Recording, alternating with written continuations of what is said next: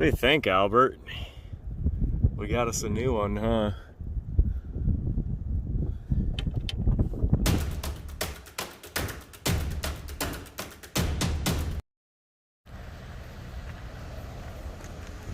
Hey everybody, we're out at another auction today. See, there was a 100% chance of weather and we got it.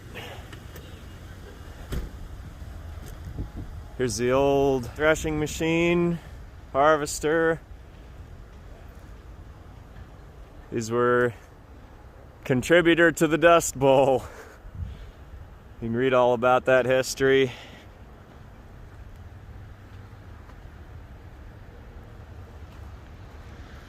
Over in the sale row, got a couple trucks.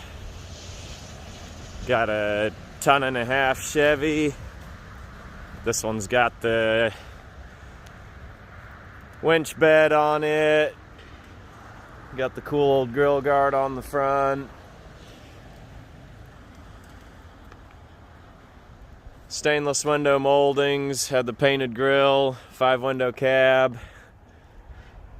Got some rust in it, but it's usable for a guy building however he wants. Over here we've got a Ford truck. Same configuration, same year pretty much as the Chevy. This is a 1948 to 50. It's a F8.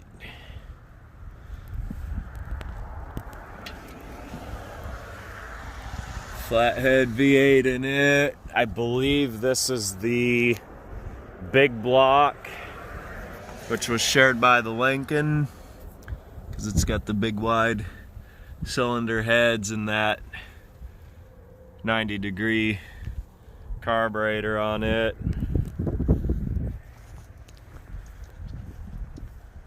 Down the row here, this Vega is going to be about a 76 with the aluminum safety bumpers. Little rough, but they're getting kind of popular now. Guys rebuilding them, doing drag cars and stuff with them.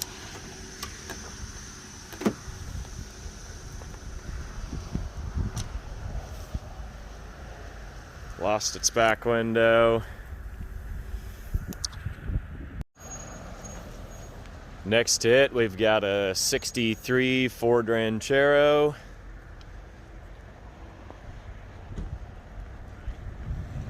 Got a good bit of rust on it. Late model bucket seats, stick shift with the pedals. Creative repair on the door handle. You can see the little hex bolt. Hood's bent, little rough, project car, parts car, who knows. And then next to it we got a 61 Falcon. This one's pretty rough too. It's got frame rust front and back, floor pans are out. Still savable if a guy wanted to build a drag car, put a tube frame under it or something. Futura has these Mylar door panels and the bucket seats, the padded dash. Would have had the little chrome scoops on the quarters, but somebody's removed them.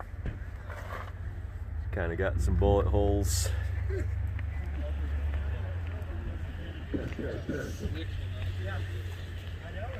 '61 Falcon Futura.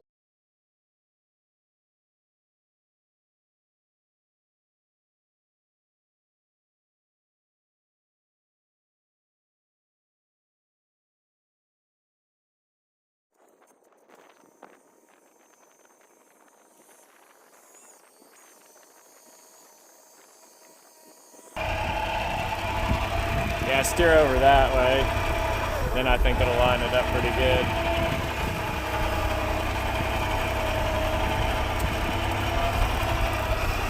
You can bump that trailer, you're not gonna hurt it. So we got her home here.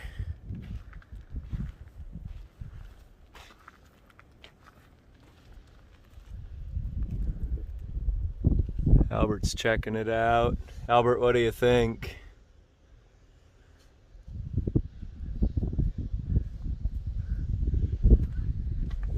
Worse than I thought. Got quarters refashioned out of Bondo.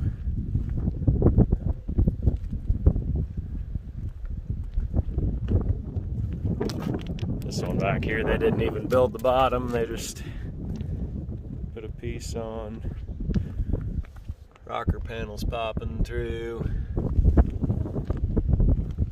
Driver's fender's pretty good, but this passenger fender I would call almost not even usable. Fix that. This is an awful lot of damage. Got a lot of Bondo filled in here, plus all these creases, and this is cracked open underneath. Ouch. Whole front rail's completely blown out.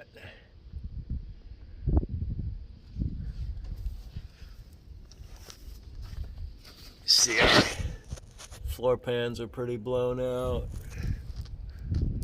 Frames on these were galvanized, so they at least had a chance.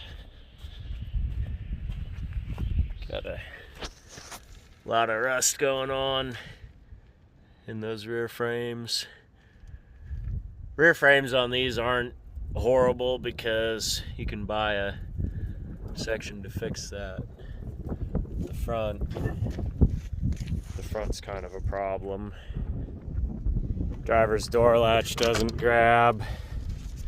Had to tie this door shut. Probably one of my greatest pet peeves of old cars is doors that don't open and doors that don't shut. Very little patience for that. I've had cars I otherwise would have kept and worked on that I got rid of because the doors weren't operable. What do you think, Albert? We got us a new one, huh? I do want to crawl in here real quick and verify that this 3 on the tree shifter's in neutral before we start cranking on this car, which it is. That's really about all I need to do inside, because on one of these without locking steering column, you can basically do it all under the hood.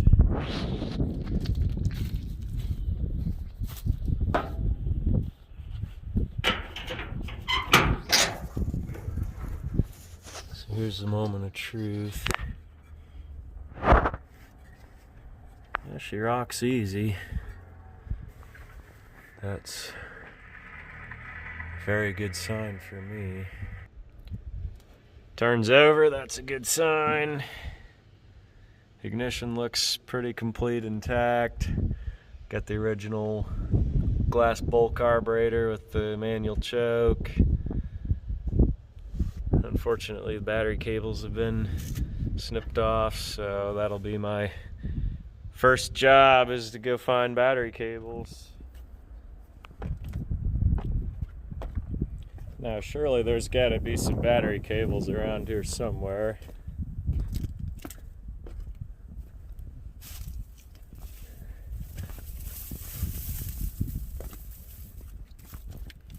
Check this old van. It's one I drove to 367,000 miles before the motor went bad. Prop rod. MIA. Let's see what we can do about that.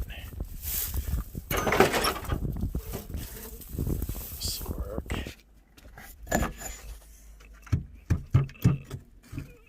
Oh yeah, that's OEM spec. I'll do just fine.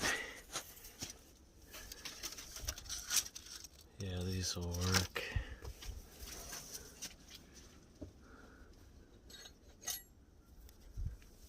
Number one rule of doing this Don't walk into the yard without a pocket full of tools.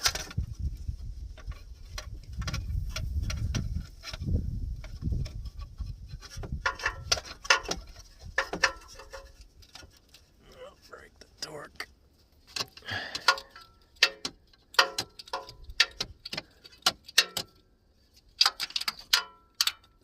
Get her to finger tight.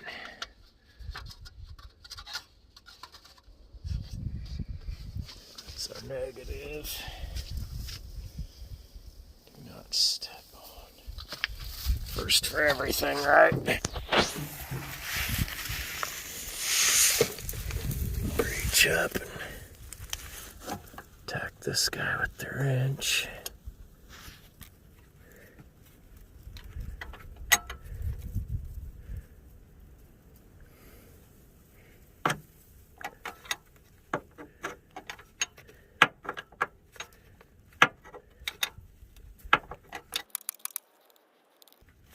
Alright, that feels loose now.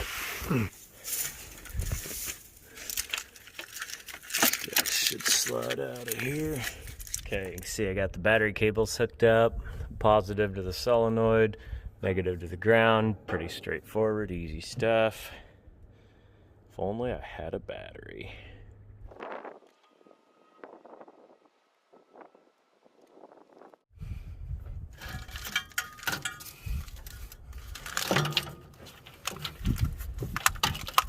Try and keep these out of the way of the fan blade. Working with things here that aren't exactly OEM. Kinda gotta make them work. Got our battery mounted. This positive cable has an extra power feed that comes off of it, so that's gonna be what I use to energize the starter. These Ford solenoids have the positive from the battery, they have the positive that goes to the starter, and these little terminals, the S is the starter terminal, that's what energizes this solenoid to send power to the starter. The I is the ignition, and that one I will not be using because I'm going to just run a direct power wire from the coil over to the battery when we get to that point. So I will use the auxiliary power wire from the battery to energize that starter solenoid, which is the function of the key switch, and we'll see what happens. Got my cables tucked out of the way out of the fan, so we're ready to go. Woo! She spins pretty fast. So we've used our Oldsmobile parts to fix up our Ford. I'd like to take this moment to give special thanks to the SAE, Society of Automotive Engineers. Those guys are the ones who make interchangeable parts and bolt threads and all that fun fancy stuff possible. After we've got our starter circuit established, the next step is the ignition circuit. You can see we got our original point type distributor. So there's a guarantee that after sitting 20 years as this car has, those points are going to have quite a scum on them. Snap the cap loose.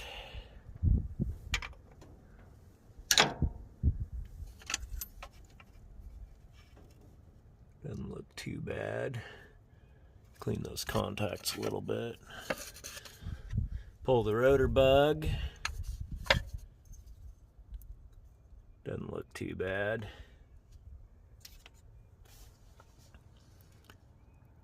Alright, so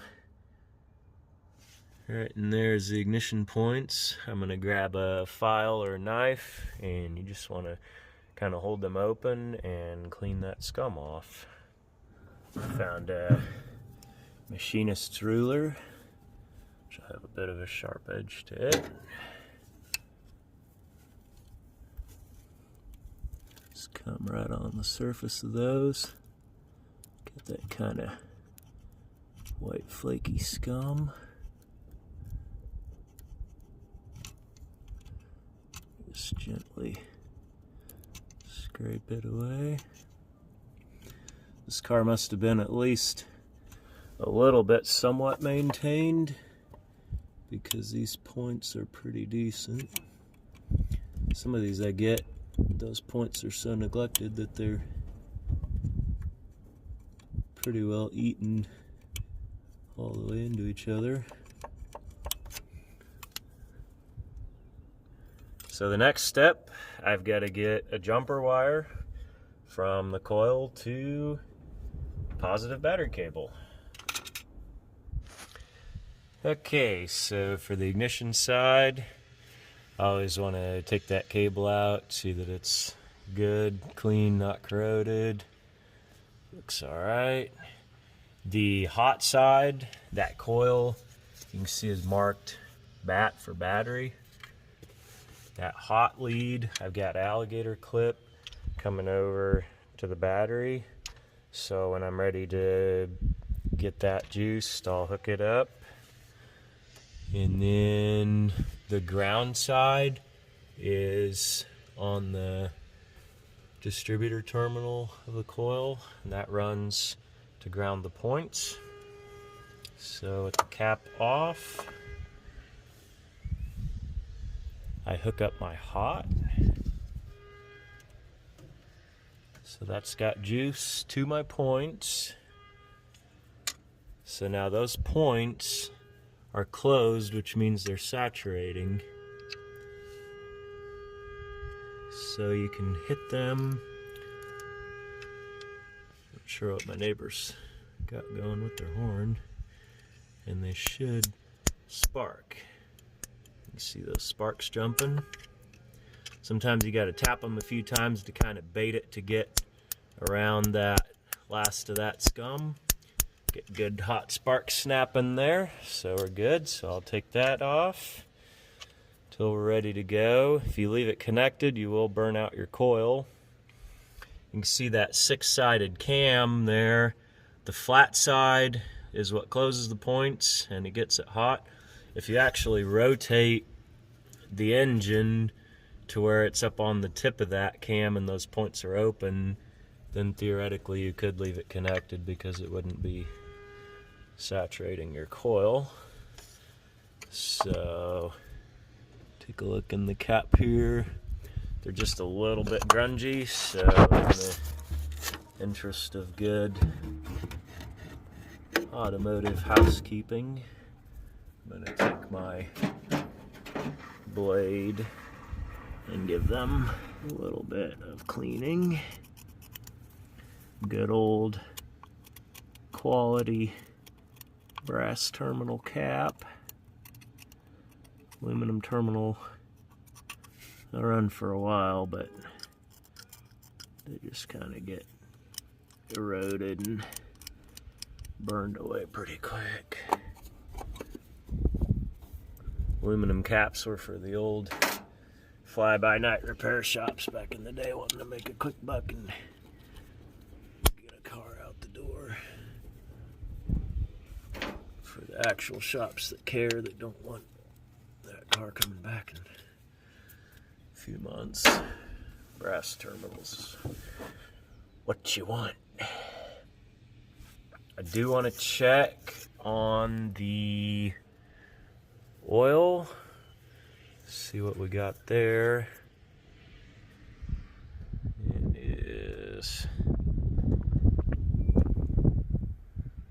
full, but a little too full, and there's kind of some dots of moisture on there, so we can run this, but won't really want to run it super long because I think there is a bit of water in that oil. Looks like old black crude, so it'll want to be changed after guy decides the motor's good, if it is. Next step is your secondary ignition, which would be your spark plugs. See that they're firing okay, which I'm gonna just kind of take a chance on them. So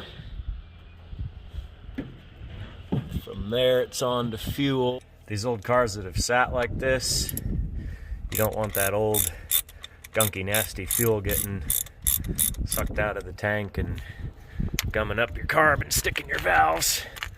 So you want to take your fuel line apart. It's best to take it apart down at the pump.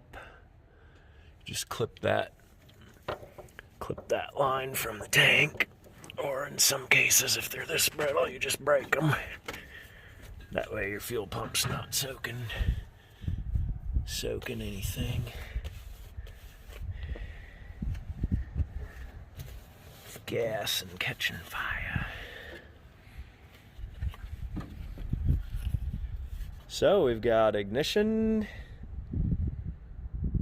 we think. We've got starter circuit, and it's on to fuel. Your glass bowl vent carbs are pretty uncommon. This one, you can see that gasket's kind of coming apart, so I want to keep an eye on that, make sure it's not a leaker. I would normally say to take that apart and clean it, but I don't think that gasket's going to survive, and we'd have gas going everywhere. So this little tube right here is your bowl vent. If you are skilled or lucky or both, you can kind of hit that bowl vent and you can actually get that bowl full, which I don't think with my particular bottle arrangement is really going to work too well. See, I got just a little bit in there, maybe enough to know it leaks. We'll find out. This is a straight 6, so it's got a long intake runner, so you can put a little bit more fuel in there to kind of see what your chances of it running are. Connect up our ignition, and then we're going to take this guy and crank it up, see what happens.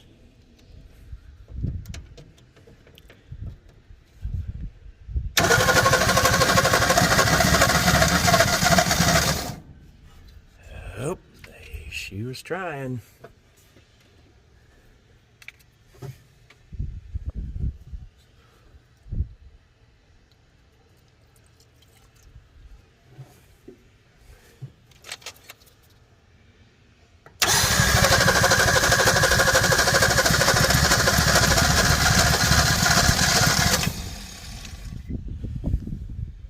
You can tell she's trying.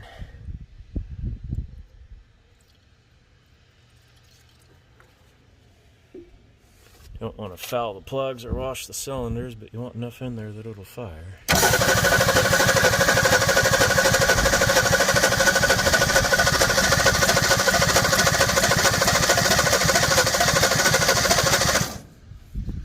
Sounds like there's gonna be about maybe 2 or 3 cylinders hitting and firing there.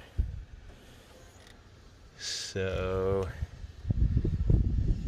guy is probably going to want to take those spark plugs out and verify how good they are or how good they aren't. I'm going to try just one more time because I'm curious.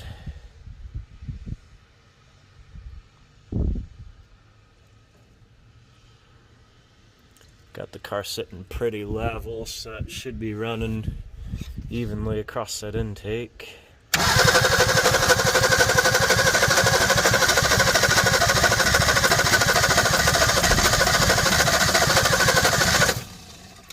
You can hear some of those cylinders firing, but it's just not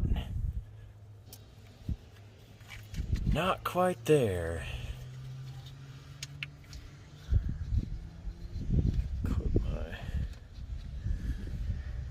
Ignition lead.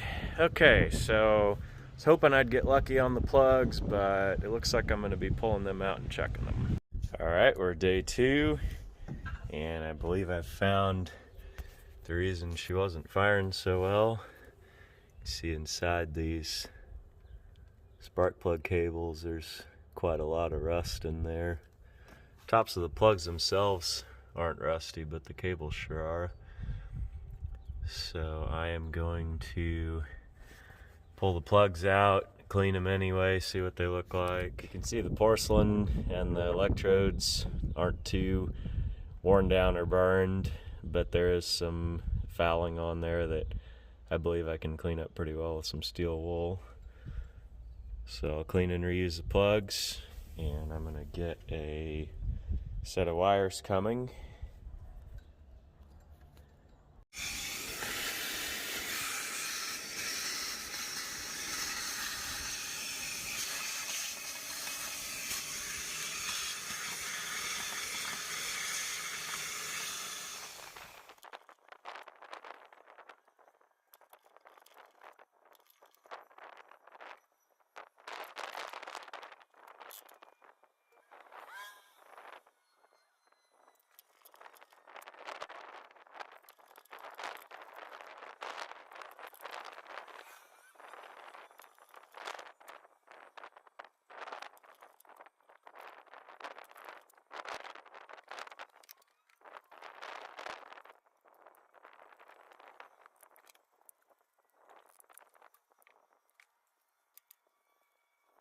Spark plugs are cleaned and reinstalled. I've got a set of spark plugs ordered up, so while I'm waiting on them to come in, I'm gonna put up the tires and look around in the car. Haven't been in the trunk yet, so I'm gonna check that out.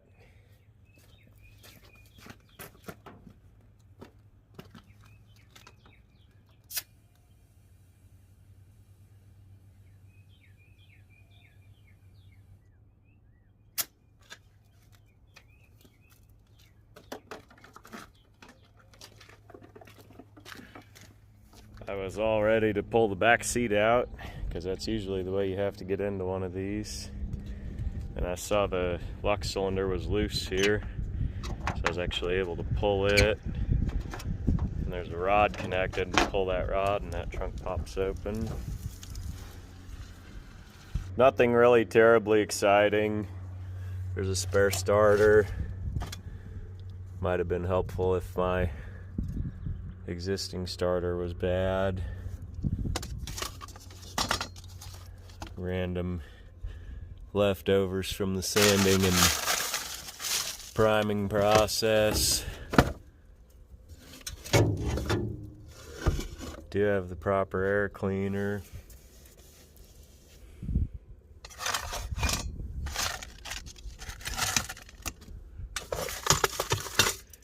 This car had a set of dual shark fin antennas, so that would help cover those holes. On your quarter panels on a Futura, they had these little guys here that denoted the Futura package. That was really just about all the exterior trim that showed you had a Futura. I want to say it wasn't until '62 that they even put a Futura badge on them.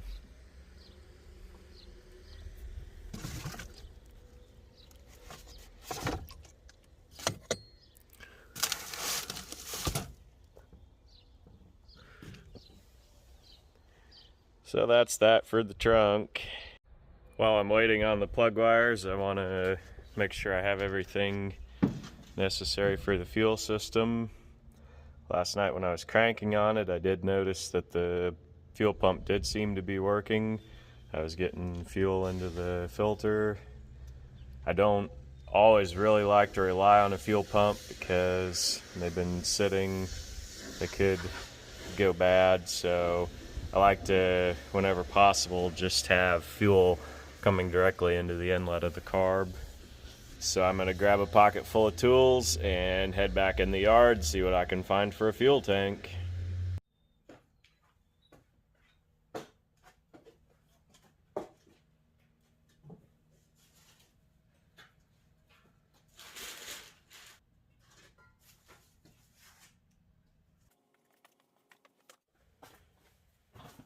found it.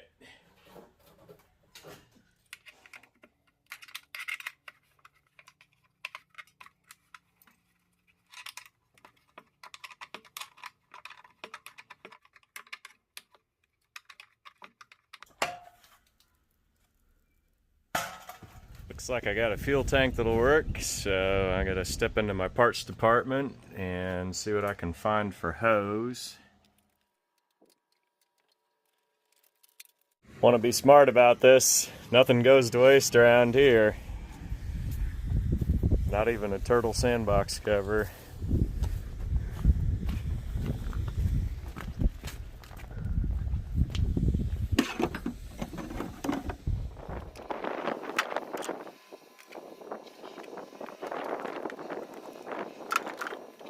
My choices for hose clamps would be the used spring type or this giant monstrosity. I don't really like either of those, so I'm gonna hit the parts department again and see what I can find.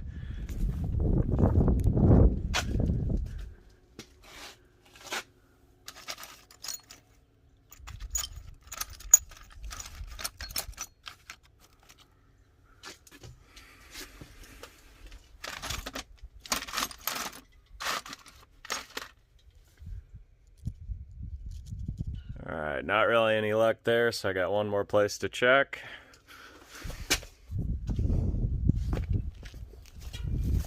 I want to tell you about these modern SUVs. They got some pretty handy features for people that live an active lifestyle. You can see there's a tool tray, and there's also a hardware tray.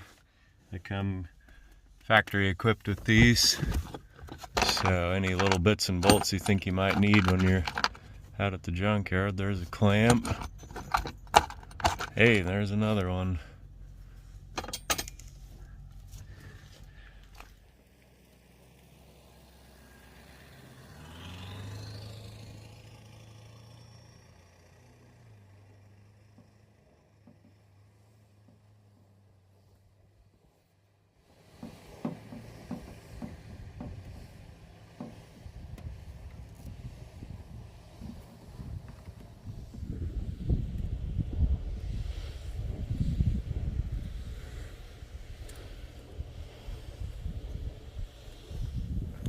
Alright, so I got the fuel system in place. Again, that's not the only way to do it. I did notice that the fuel pump was working as I was cranking on it, but this is just a good way to isolate that for the rest of the time you're driving it, because this fuel pump's been sitting 20 years like that. It would have a chance of going bad at any time. As soon as we get a replacement for these nasty old plug wires, we should be on our way.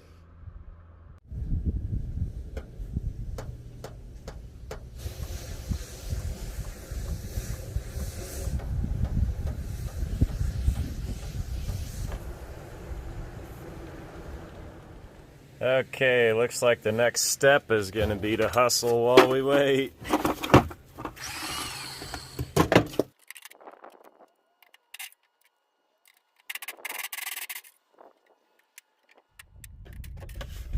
Alright, we take them apart, we match them up. Some long wires, some short wires, coil wire, not rocket science.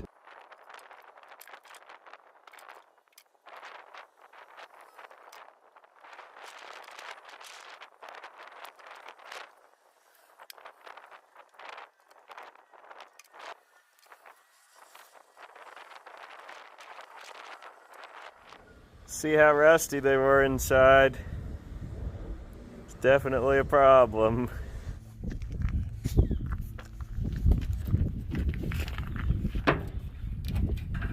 So here we are with the new plug wires.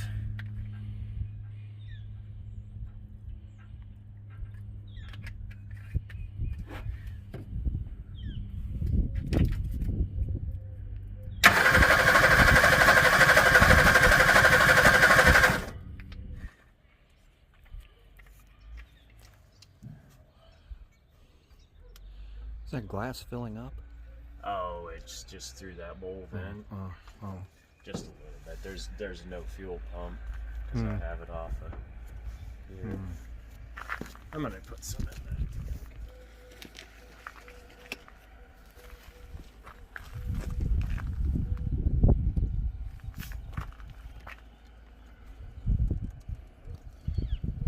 This is 40-to-1 mix for a 2-stroke. They used to sell oil that you'd put in one of these old cars in the gas tank. They called it upper cylinder lubricant, so that's what we got, is upper cylinder lubricant right here.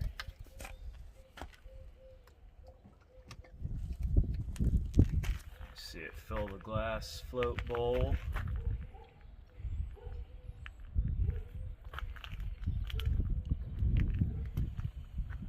See that float rise? That lets you know it's not stuck to the bottom. That old gummy gas will sometimes stick those floats to the bottom of the bowl. And that's bad news, because then they'll run over top and get you into a fire hazard.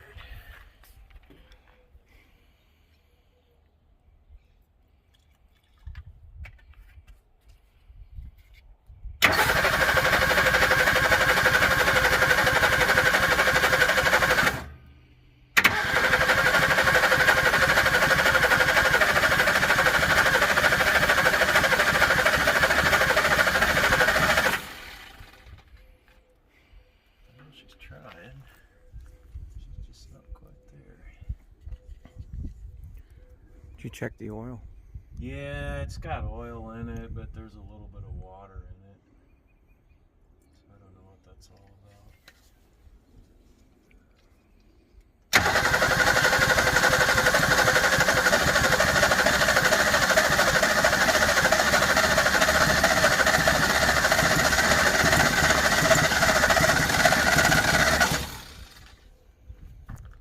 Still here. Some of them hitting and some of them not. I don't know if that choke needs to be closed. I guess I could choke it with my hand.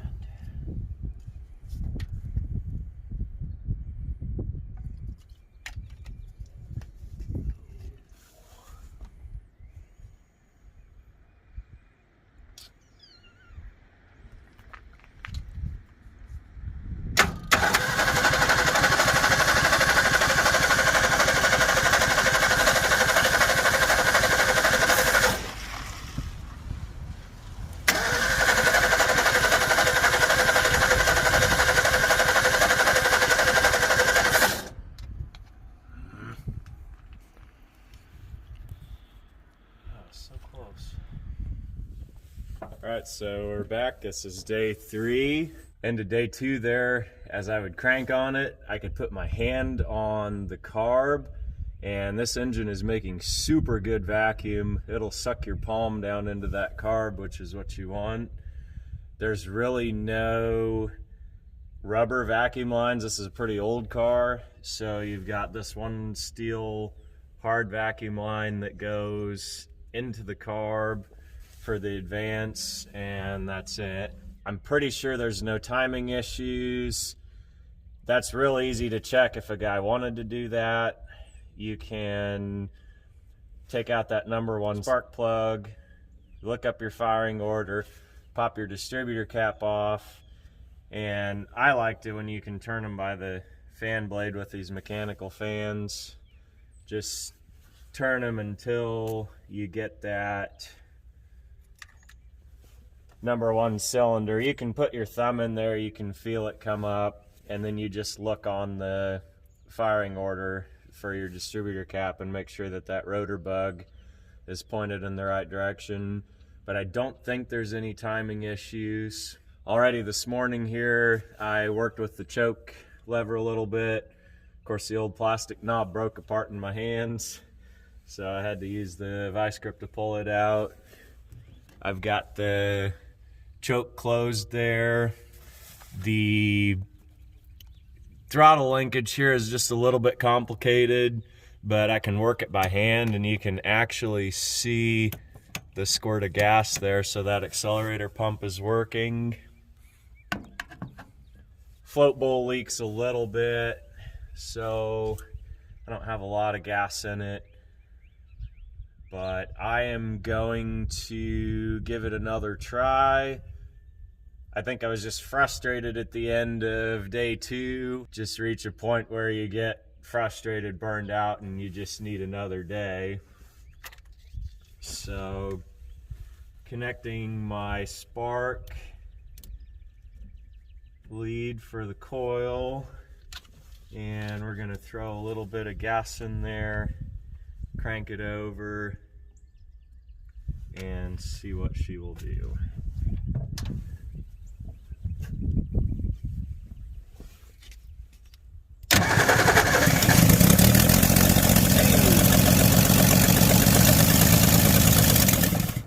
She runs!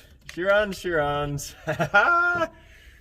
Alrighty, I'm gonna get a little more fuel. I'm gonna make sure I get that float bowl full, and we'll see if we can get it to run fuel out of the carb.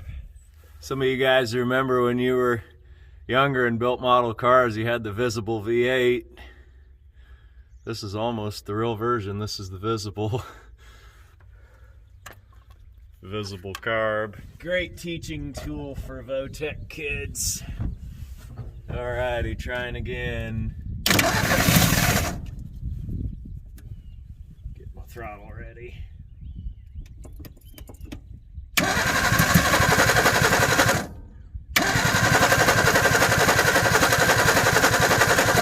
Come on, baby.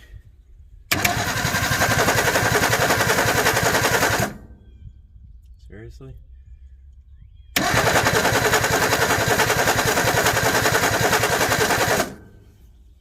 Hope I didn't flood it. Pull that open.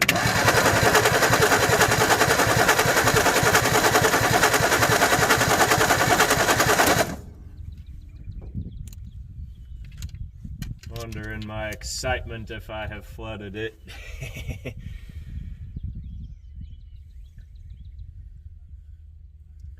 Did have it running. I'm gonna call that a success. I would say based on the leaks of that carburetor and with it sitting over the exhaust manifold like that, that's something a guy would definitely want to get a rebuild kit coming. This would be a fun car to putz around with the 3 on the tree. Get my dad back over here to teach me again how to, I say teach me, but I mostly remember how to drive the old 3 on the tree. Been about 10 years. Oh yeah, we fouled it. Okay, I'm gonna pull these. Being a long intake manifold like that, your center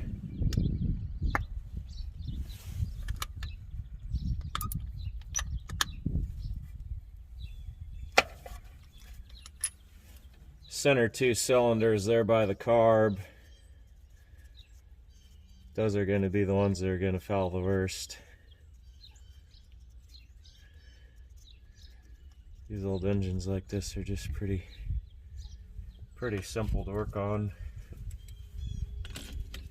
You can take a lighter and you can actually burn that gas off of there.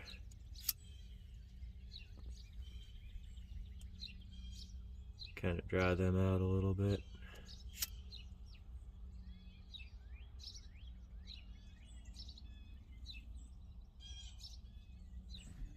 Come on, baby.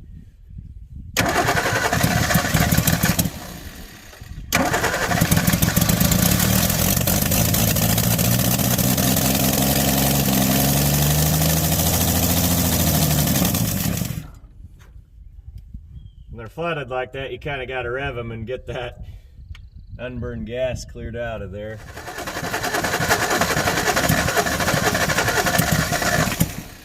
Come on.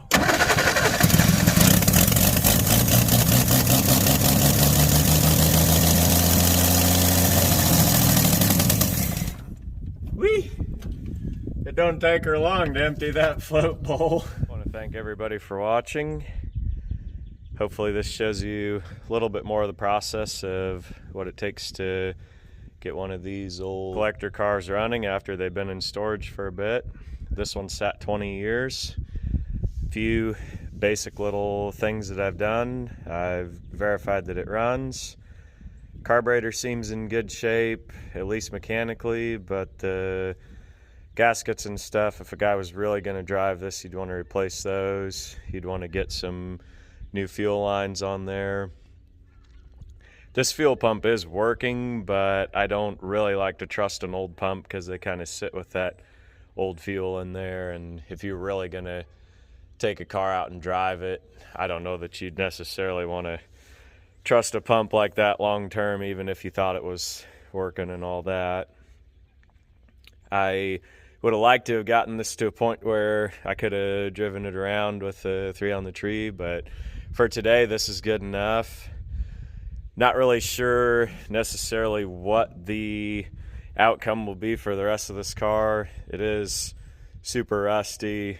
I was kind of looking up the values for these cars last night, and guy had a fully restored convertible in the $10,000 range. And so for a car like this with the rust, with the damage, with the problems, I just don't know if it really justifies necessarily restoring it or anything like that, especially with the structural body rust. So kind of one of those, before pull the engine out or do anything with it, it's just always best to run them in the chassis, verify that they're okay. And I think for this point today, that's as far as I'm gonna take it. So want to thank everybody for watching all the way through.